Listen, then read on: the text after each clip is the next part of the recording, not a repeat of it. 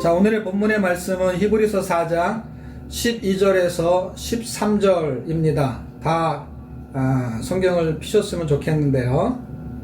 제가 읽을 때 여러분도 같이 합독했으면 좋겠습니다.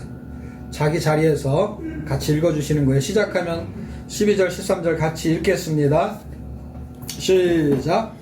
하나님의 말씀은 살아있고 활력이 있어 좌우에 날선 어떤 검보다도 예리하여 혼과 영과 및 관절과 골수를 찔러 쪼개기까지 하며 또 마음의 생각과 뜻을 판단하나니 지으신 것이 하나도 그 앞에 나타나지 않음이 없고 우리의 결산을 받으실 이의 눈앞에 만물이 벌거벗은 것 같이 드러나느니라. 아멘. 아멘. 예, 본문의 말씀이고 제목은요, 말씀이 일하시게 하라. 그 옛날 개혁성경에는요, 하나님의 말씀은 살았고 운동력이 있어가 지금 개정성경에는 활력이 있고 결국 살아있다는 것이죠. 살아있어서 움직인다는 거예요. 그래서 움직이는 그 능력이 검처럼 예리하다는 것이죠. 우리 지난주에 우리 김성국 목사님의 설교를 통해서 저희 교회에 2021년도 표어가 생겼습니다. 그게 주가 일하시는 가정, 주가 일하시는 교회, 주가 일하시는 세계선교. 근데 세 개자를 빼고 선교해서 글자를 맞췄습니다. 선교는 어차피 세계 선교니까요.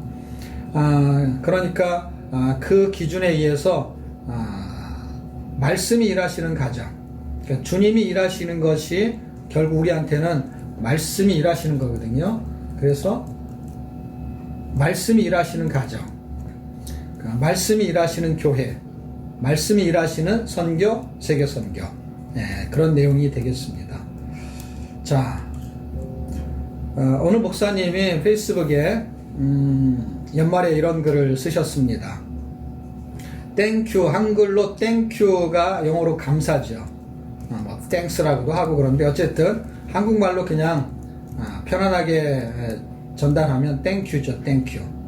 그래서 이분이 2020년도는 땡, 2021년도는 큐, 이런 큐 사인을 했습니다. 그래서 우리가 오늘 설교를 끝나게 되면 여러분들이 땡 할 거, 그 다음에 큐 할 거 최소한 한 가지 이상씩은 카톡글에 남겨주시면 좋겠습니다. 그게 오늘의 적용이에요. 적용.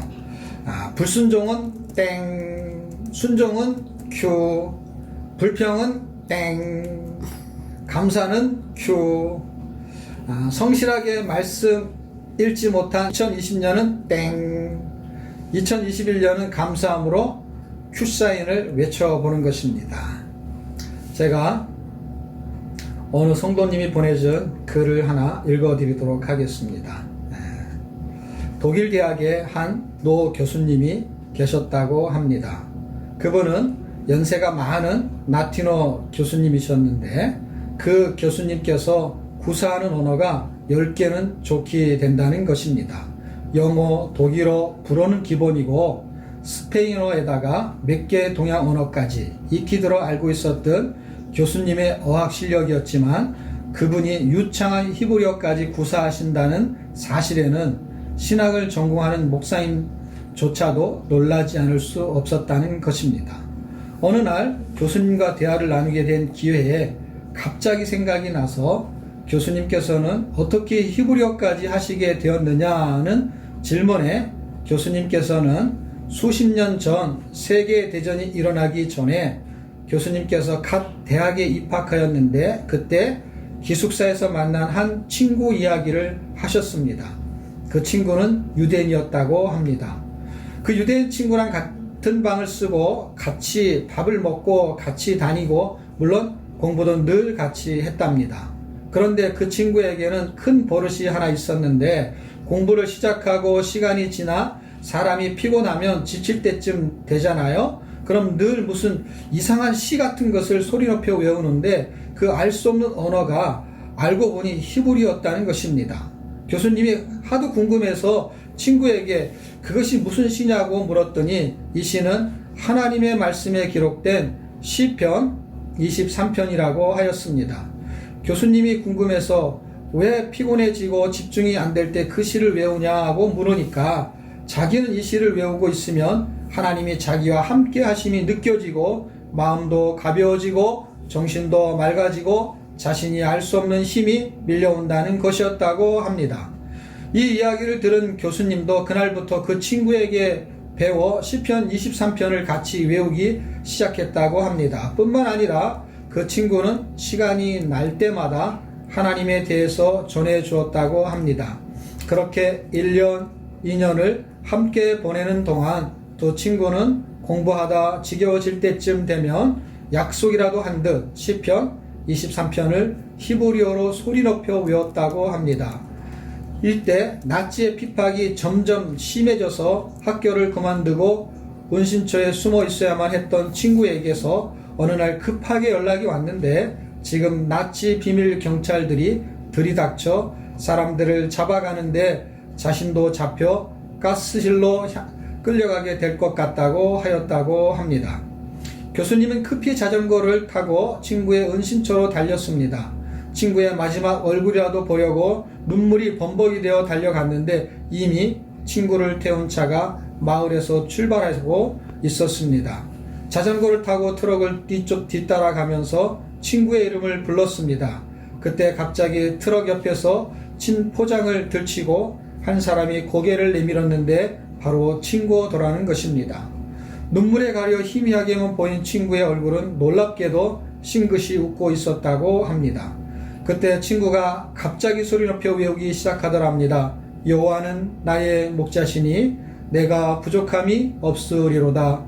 그가 나를 푸른 초장에 누이시며 쓸만한 물가로 인도하시는 도다. 죽음의 길로 끌려가는 친구가 미소를 지으며 외우고 있는 것은 바로 시편 23편이었습니다. 학교에서 같이 공부하던 그 시절 아무 걱정 없던 그때와 같이 평온한 얼굴에 미소를 띤 모습으로 친구는 시편을 외우고 있었던 것입니다. 그 상황에서도 하나님을 생각하며 시편을 외우는 친구를 보면서 교수님은 자신도 모르게 가슴이 뜨거워지면서 눈물을 흘렸답니다. 교수님은 자전거를 타고 가면서 친구의 얼굴을 보며 같이 암송하기 시작했다고 합니다. 내 영혼을 소생시키시고 자기 이름을 위하여 의의 길로 인도하시는 도다. 내가 사망의 음침한 골짜기로 다닐지라도 해를 두려워하지 않을 것은 주께서 나와 함께 하심이라. 이 시편을 외우고 있는데 어느새 차는 모퉁이를 돌아서 사라졌습니다. 그것이 친구를 본 마지막 날이었고 마지막 모습이라고 하였습니다. 시간이 흐를수록 독일의 폐색은 더 짙어갔고 나치는 최후의 발악을 하기 시작했습니다. 교수님도 군대에 끌려가는 것을 피할 수 없었고 러시아의 전장에서 나치가 패전하여 포로로 잡혀 총살을 당하는 상황에 놓이게 되었습니다. 사형장으로 끌려가는 죽음의 대열에 끼어 걸으면서 젊은 독일군 포로들은 공포에 떨고 있었습니다. 그때 교수님의 머릿속에 갑자기 가스실로 끌려가면서 웃던 친구의 얼굴이 떠올랐습니다. 그래, 죽음의 길을 웃으며 떠난 그 친구처럼 나도 담담하게 죽음을 맞이하자. 어느새 형장에 도착하였고 동료들이 하나둘씩 총알에 쓰러지고 드디어 교수님의 차례가 되었을 때 교수님은 형 집행관에게 마지막 할 말이 있다고 하였습니다. 무슨 할 말이 있는지 해보라고 허락을 받고 교수님은 잠시 눈을 감았습니다. 그리고는 사랑하는 친구가 죽음의 길을 떠나면서도 환한 얼굴로 외우던 시편 23편을 자신도 하나님 앞에 고백하고 싶었습니다. 그는 조용히 외우기 시작하였습니다. 여호와는 나의 목자시니 내가 부족함이 없으리로다. 그가 나를 푸른 저장에 누이시며 쓸만한 물가로 인도하시는 도다. 그 순간 왠지 나도 알 수 없는 힘이 밀려오고 용기가 생겼습니다. 교수님은 자신을 겨눈 총구 앞에서 자기도 모르게 목소리를 크게 높이기 시작했습니다. 내 영혼을 소생시키시고 자기 이름을 위하여 의의 길로 인도하시는 도다. 내가 사망의 음침한 골짜기로 다닐지라도 해를 두려워하지 않을 것은 주께서 나와 함께 하심이라. 주의 지팡이와 막대기가 나를 안위하시나이다. 그때 갑자기 놀라운 일이 벌어졌습니다. 형장을 지키고 있던 연합군의 장교가 자리를 박차고 벌떡 일어났습니다. 그리고는 소리를 높여 같이 시편 23편을 히브리어로 외우기 시작했습니다. 주께서 내 원수의 목전에서 내게 상을 베푸시고 기름으로 내 머리에 바르셨으니 내 잔이 넘치나이다. 나의 평생의 선하심과 인자하심이 정녕 나를 따르리니 내가 여호와의 집에 영원히 거하리로다. 연합군 장교는 유대인이었습니다. 장교는 곧 바로 교수님을 풀어주라고 명령하였고 사형 중지 서류에 사인을 하였습니다. 놀라서 쳐다보는 사람들에게 장교는 조용히 말하였습니다. 하나님의 백성은 그가 비록 악마의 제복을 입었다 할지라도 하나님의 백성인 것입니다. 그리고 자기를 살려주었다는 것입니다. 이 교수님이 하신 말씀 가운데 잊을 수 없는 것이 자신이 그때 살아날 수 있었던 것은 형장에서 죽더라도 하나님의 백성으로 죽고 싶다는 자신의 그 마음 때문이었답니다. 자신도 놀랐던 것은 하나님의 백성임을 나타낼 때 하나님께서 사는 길을 주셨고 지금까지도 하나님을 섬기고 사는 은혜를 주셨다는 것입니다. 그렇습니다. 성도는 언제 어디서나 하나님의 백성임을 나타내야 합니다. 그리고 하나님의 백성답게 살아야 합니다. 오늘도 또한 날마다 우리의 삶에서 성령의 열매가 나타나며 우리를 통해서 예수님이 보여짐으로 하나님께만 영광 돌리는 거룩한 하나님 백성으로 승리하는 삶을 사시기를 간절히 소망하게 되는 것입니다. 저는 이 내용을 통해서 시편 23편을 암송하라는 것이 아닙니다. 또는 성경을 많이 읽고 암송하라는 것도 아닙니다. 단지 말씀이 일하시도록 자세를 취하라는 것입니다. 어쩔 수 없는 상황에서 가장 빛을 발휘하게 되기 때문에 그렇습니다. 지금처럼 코로나 시기에는 가장 생명력 있게 일하시는 것은 말씀이라고 생각합니다. 2020년을 돌아보면 우리 가정에 하나님이 일하신 것을 살펴보면 여러 가지가 있겠지만 미국에 있는 딸들이 돌아오게 하셨습니다. 하나님이 일하심이죠. 막내 아들이 군입대로 보호하게 하셨습니다. 무슨 이야기입니까? 군대 안 가고 그냥 집에 있었으면 가만히 집에 있지 못하는 성향으로 여기저기 돌아다닐 것입니다. 그러면 코로나에 걸릴 위험이 되게 많은데 하나님은 군대에 보내셔가지고 한 군데 딱 고정시켜 놔서 가장 안전하게 하나님이 보호하셨어요. 그리고 사실 지금 뭐 학교를 다니는 애들은 온라인으로 공부라도 하는데 그렇지 않은 애는 할 게 없어요. 왜냐? 아르바이트도 사실 구하기도 쉽지 않아요. 왜냐하면 가게들이 많이 문을 닫고 있기 때문에. 그래서 그 시기에 가장 좋은 하나님의 일하심, 코로나로 우리 가정에 일하신 것이 아들이 군대 간 거, 자녀들이 한국으로 돌아온 거, 교회는 2020년 동안 여러 가지 하나님의 일하심이 있었지만 애찬 봉사자들 좀 수년 동안 한 10년 가까이 정말 교인들을 위해서 식사 봉사한 귀한 분들이 있습니다. 물론 조유교에 남아서 지금도 남아있는 사람들, 그 전에 봉사했던 사람들도 있지만 끝까지 남아서 식사 봉사, 자신의 돈을 털어가지고 교회가 준 헌금으로 준 돈이 아니거든요. 그거를 털어서 20-30명의 교인들에게 밥을 해준다는 것은요 굉장한 헌신이라고 저는 생각합니다. 저는 설교로 봉사하는 것보다 더 큰 헌신이었지 않았는가. 말씀을 설교자가 먹였다면 그 봉사자들은 음식을 먹였던 거예요. 그 두 가지가 협력해야만이 교회는 상생할 수가 있거든요. 또 하나는 코로나로 인해서 예배를 더 사모하게 만들었습니다.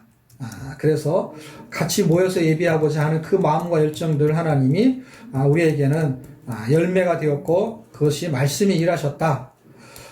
또 하나는 2020년도 레제나 사역이 저희 공동체 사역이거든요. 말통 사역은요 온라인 세미나를 시작하게 하셨고 또는 미주 본부가 생기고 또 지부의 사역으로 확장되게 하셨습니다. 다시 말하면 이 사역을 하나님이 확장시켰다는 거예요. 제가 이 사역을 하게 되면은요 시간에 갇히고 장소에 갇혀요. 근데 온라인은요 미국에서도 들을 수 있고 일본에서도 들을 수 있어요.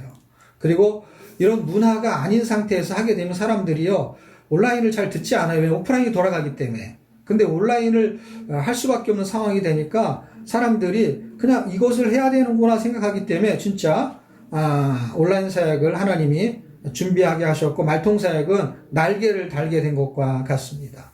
그리고 2021년 1월에 하나님이 주신 선물들을 살펴보니까 나침판이라는 프로그램이 CGN TV에 있는데요. 거기에 제가 처음 2016년에 강의를 시작하면서 다른 기독교 포털 사이트에서도 제가 강의를 했는데, 감사하게 1월 1일 날 나침판 순회 제 프로그램이 전개가 되고, 또 제가 나왔던 그 동영상이 20만 회 이상 넘는 조회수를 기록하고, 또 말통TV가 500명이 넘는 구독자를 하나님이 보내주시고, 미주 온라인 세미나가 일기가 시작이 되고, 또 한국에서는 정말 큰 교회 중에 하나인 온누리교회가 비전 통독 90일에 맞춰서 90일의 기적이라는 제목을 가지고 시작을 했습니다. 그리고 미국에서는 이 바이블 버스라는 프로그램을 가지고 메릴랜드와 또는 버지니아에서 40명의 지원자들이 90일 비전 통독을 가지고 2021년 새해를 시작했다는 소식을 제가 얼마 전에 듣게 되었습니다. 저는 하나님이 코로나로 인해서 힘든 사람도 있느냐? 그렇죠. 옛날에 미국의 9.11 사태 때문에 엄청나게 힘들었죠. 그런데 9.11 사태 때문에 어떤 일이 벌어졌습니까? 교회가 기도하기 시작했습니다. 코로나로 인해서 어려운 사람 많습니다. 그런데 코로나 통해서 하나님 말씀이 일하시는 내용이 있다면 그것은 각자가 있을 것입니다. 그 은혜를 여러분이 예배가 끝나는 즈음에 올려주셔도 좋고, 그 다음에 땡큐도 올려주시면 좋겠습니다. 결론을 내고 싶습니다. 결론은 말씀이 일하시도록 말씀하고 친해지기를 바랍니다. 그러면 친해지려면 어떻게 되느냐? 자주 만나야 됩니다. 그럼 자주 만나서 뭐 할 것이냐? 대화해야 합니다. 대화한다는 건 뭐예요? 말씀하고 같이 이렇게 주고받는 거예요. 같은 주제로 이야기를 나누는 거예요. 그 같은 주제가 뭐예요? 하나님의 생각이 자기하고 맞아지면 그게 같은 주제가 되는 것이죠. 이는 생각 맞추기 게임이에요. 여러분, 말씀하고 친해진다는 것은 말씀을 자주 만난다는 거예요. 말씀을 읽는다는 것이죠. 그 다음에 말씀하고 대화한다는 것은 말씀을 읽는 게 대화거든요. 그 다음에 같은 주제라는 건 뭐예요? 나하고 통하는 이야기가 있잖아요. 그 통하는 이야기를 찾는 거예요. 시편에서 찾든지. 정말 부족했는데 23편을 읽으면서 그래, 주님은 부족함이 없게 만드는 거야 라고 하면서 그 부족함이 없는 주제가 되는 것이죠. 그런 주제에 맞는 대화를 나누는 거예요. 읽는 거예요. 잠언을 읽든지 시편을 읽든지. 그것이 바로 생각 맞추기 게임이에요. 여러분, 아이들이 성경 가지고 게임하는 법을 모르는데요. 생각 맞추기 게임을 해보십시오. 부모와 자녀하고도 대화를 할 때요. 생각 맞추기 게임을 해요. 생각 맞추기 게임. 대화가 왜 안 되냐면 생각이 틀려서 안 되는 거거든요. 그러니까 틀리는 걸 가지고 대화를 하지 말고, 지금 대화가 틀려. 그러면 이건 틀리구나. 다른 주제를 가지고. 그래서 자꾸 얘기하다 보면은 영화를 보는 걸 가지고 얘기하면은 대화가 돼. 그러면은 생각 맞추기 게임을 하는 거야. 그러니까 대화를 하면 너하고는 대화가 안 돼. 그러지 말고 주제, 대화가 안 되는 거 있어요. 그러니까 게임을 하는 게 게임. 어떤 게임? 생각 맞추기 게임. 자녀하고 윷놀이 게임 할 수 있어요. 근데 생각 맞추기 게임이 있어요. 자녀하고 어느 날 성경을 읽어요. 야, 성경 읽자. 성경 얘기를 해요. 근데 성경 읽기 싫어해요. 그러면 생각이 틀린 거예요. 그때는 생각이 안 맞는 것이죠. 근데 1년 지나고 2년 지나면 그 생각이 맞을 때가 있잖아요. 계속 생각 맞추기 게임을 하는 거예요. 언젠가 자녀의 생각을 맞출 때가 있고 자녀는 부모의 생각을 맞출 때가 있죠. 그렇기 때문에 안 맞는 거는 나중에 맞출 때까지 기다리고 지금 맞는 걸 찾아내는 거예요. 그것이 저는 생각 맞추기 게임이다. 그래서 올 한 해 여러분은 자녀들과 아니면 부부끼리 생각 맞추기 게임, 안 맞는 것 갖고 싸우지 말고 맞는 것을 찾아내시기 바랍니다. 성경을 읽으면은 나하고 안 맞는 생각이 많아요. 그러면 안 맞는 것 가지고 성경을 이해할 수가 없어. 이렇게 말하지 말고 성경에서 맞는 걸 찾아보세요. 그러니까 맞는 걸 찾으려면 어떻게 돼요? 읽어야죠. 창세기부터 요한계시록까지 도대체 나하고 맞는 생각이 도대체 뭐냐? 하나라도 찾아보십시오. 그런 미션, 땡큐 미션, 생각 맞추기 미션, 그 다음에 여러분에게 이게 뭐 하나님 주신 열매 같은 게 있으면 한번 기록해 보십시오. 제가 그래서 생각 맞추기 게임이 도대체 무엇인가 라는 걸 가지고 예를 하나 드리겠습니다. 성경에 보면 요나서 4장 1절과 2절에는 이런 말씀이 있어요. 요나가 하나님의 생각을 맞춰버렸어요. 하나님의 생각을 알아버렸어요. 근데 하나님의 생각을 맞췄지만 자기 생각하고는 안 맞았어요. 엄마는 늘 그래. 엄마 생각을 맞췄어요. 근데 엄마 생각과 생각이 맞지는 않아요. 자, 이것을 잘 이해하셔야 됩니다. 자, 요나가 매우 싫어하며 성내며 여호와께 기도하여 이르되 여호와여 내가 고기에 있을 때, 고기에 있다는 건 뭐예요? 니느웨로 가라 그랬을 때 니느웨로 안 가고 다시스로 갔잖아요. 다시스로 가기 전에 니느웨로 가라 했을 때 이 생각을 했다는 거예요. 그리고 이 생각 때문에 다시스로 갔다는 거예요. 요나서의 재미있는 것은, 정말 놀라운 것은요, 요나서 1장에서요, 다시스로 갔는데 다시스로 왜 갔는지의 이야기가 1장에 기록되어 있지 않고 이 4장에 기록되어 있어요.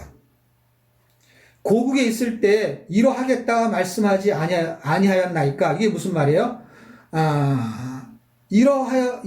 하나님은 이런 분이시라고 내가 말했잖아요. 그러므로 내가 빨리 다스스로 도망하였사오니, 빨리 다스스로 도망한 이유가 하나님 때문에 도망했다는 거예요. 어떤 하나님? 주께서는 은혜롭기 때문에 도망했다는 거야. 주께서는 자비롭기 때문에 도망했다는 거야. 좀 놀랍지 않습니까? 주께서는 노하기를 더디하시기 때문에 도망갔다는 거야. 주께서는 인애가 크시기 때문에 도망갔다는 거야. 주께서는 뜻을 돌이켜 재앙을 내리지 아니하실 것을 하나님은 그런 분이신, 그런 생각을 갖고 있는 것을 내가 알았기 때문에 내가 도망갔다는 거야. 그런 하나님이신 줄을 내가 알았습니다. 하나님의 생각이 맞았어요. 하나님의 생각을 맞췄어요. 왜? 그런 일이 벌어졌으니까, 진짜로. 그런데 생각은 달랐어요. 그러니까 하나님의 생각을 알기는 알았는데 그 생각과 자기 생각이 달랐다는 것입니다. 여러분, 하나님의 생각을 맞추는 것도 쉽지 않아요. 지금 제 얘기는 하나님의 생각과 같아지라는 게 아니라 하나님의 생각을 맞춰보라는 거예요. 그 다음에 내 생각과 하나님의 생각이 어떻게 다른지, 그 다음에 내 생각을 하나님께 어떻게 맞출 수 있는지. 그런데 하나님은 놀랍게도요, 4장 후반부를 읽어보게 되면요, 그들 얼마나 불쌍하지 않느냐 그러면서 자기 생각에 맞추게 자꾸 설득하는 것을 읽어낼 수가 있어요. 저는 4장 후반부에 그냥 끝났지만 만약에 5장을 쓴다면 저는 요나가 하나님의 생각에 동의했을 거다라고 생각을 합니다. 그래서 5장은 우리의 생각이기 때문에 기록이 안 된 거예요. 요나 4장까지 이야기가 다 요나의 이야기고 5장은 4장 마지막에는 하나님이 계속 생각을 맞추고 있었던 거예요. 그리고 그 생각에 아마 요나는 동의했을 거라고 생각이 됩니다. 하나님 생각을 눈치채고 내 생각을 내려놓고 그러면 말씀이 일하실 것입니다. 말씀이 일하실 거예요. 자, 적용. 무엇을 땡치고 무엇을 퀴할 것인가? 어떻게 하면 말씀이 일하실 것인가? 오늘 설교의 결론입니다. 기도하겠습니다. 여러분이 읽은 내용, 들은 내용은 카톡으로, 저는 기도를 하고 여러분은 기도를 들으면서 카톡을 하는 거야. 카톡으로 기도의 내용 중에 핵심적인 거, 무엇을 땡치고 무엇을 퀴할 것인가, 그 내용들, 제가 설명했던 내용 있잖아. 적용할 내용, 생각 맞추기, 그런 내용들을 여러분은 기록하시면 되는 것입니다. 하나님 감사합니다. 오늘도 날씨는 춥지만 하나님을 만나는 따뜻함과 훈훈함, 말씀이 우리를 위로하시는 그 말씀, 그 말씀을 서로 듣고 또는 문자로도 이렇게 나눌 수 있게 하심을 감사합니다. 주님, 우리의 영혼을 책임지시는 하나님, 부족함이 없게 하시는 하나님, 전쟁의 죽음의 골짜기에서 말씀의 일하심을 통해서 한 생명이 살아나고 그 생명이 하나님 말씀대로 살았던 그 간증을 자신의 학생들에게, 제자들에게 나누었던 것처럼 성경은 수없는 역사를 이루어낼 것입니다. 성경을 읽어서 그 말씀이 일하시도록 가정에, 교회에, 개인에게 그런 일하심을 우리가 바라보는 한 해가 되기를 원합니다.